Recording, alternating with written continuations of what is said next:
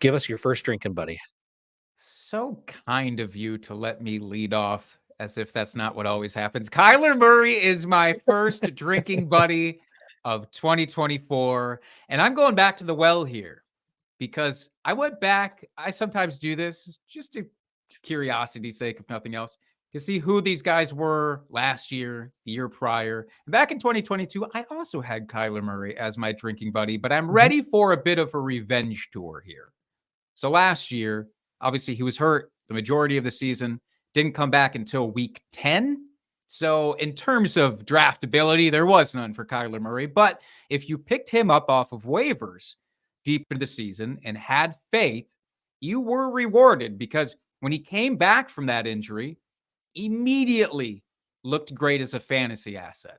He finished his QB9 in points per game from that week on. And he did it without Hollywood Brown for the majority of that stretch. Him and Hollywood Brown played like 2 games together. And he was really relying on Trey McBride, Rondale Moore, and my dude Greg Dortch, basically, to take fantasy managers into the promised land. But he also, despite the injury, was on pace for 94 rushing attempts and 500 plus rushing yards. And that's really where Kyler Murray becomes a steal for me this year in drafts and why I want to leave every single draft with him on my team. You can get into fancier metrics from last year. You know, he was a top 10. They were a top 10 offense, I should say, and expected points above average, yards per play, touchdown drive percentage. All that shit looked great. Again, with a bare bones weaponry around him and that lingering injury issue, which people were still questioning, a couple of games into his return. But long story short, I think Kyler Murray's always been undervalued by fantasy enthusiasts. I feel like he should be treated closer to this top tier of guys. Lamar Jackson, Joe Burrow, those guys still sort of get that top tier treatment, and Kyler just never does, despite the fact he's never, ever finished worse than QB 11 in points per game. And that was his rookie season. He's got some top 5 finishes sprinkled in. They added Marvin Harrison Jr., one of the best wide receiver prospects of the last decade. And honestly, Zay Jones, I think, is an underrated add here, too, just as a deep threat complement to what the rest of the team already does. So you might look at Josh Allen in the second round when you're on the clock and be tempted to draft him. I won't. I'll wait. You might even like Lamar Jackson in the 4th or 5th round. I don't.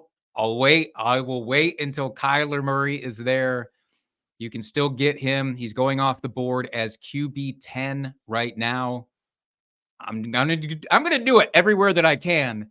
And if somebody snipes me, I'm gonna be just boiling over with rage. But what are your thoughts about Kyler Murray this year, Dustin? Agree or disagree on that?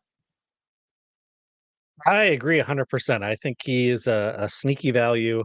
Uh, what'd you say? He's QB 10. I mean, Sure. he's probably a few spots low for me from where I would be comfortable drafting him. So yeah, I think he's a good value. And he's got the upside. We've seen it before. Uh, he's got a little bit of scoot to him. He can run. It's not necessarily his game, but he can if he needs to. You got Marvin Harrison Jr. coming in, and it's wheels up for this offense. I love it.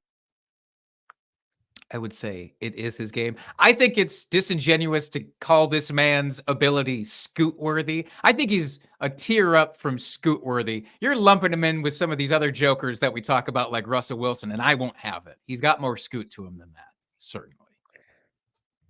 Well, he's in a tier of his own then, in between the elite Lamar Jacksons and Josh Allen's, and in between the 500 other rushing scoot yard pace guys. last year, man. I'm telling you, it's nice.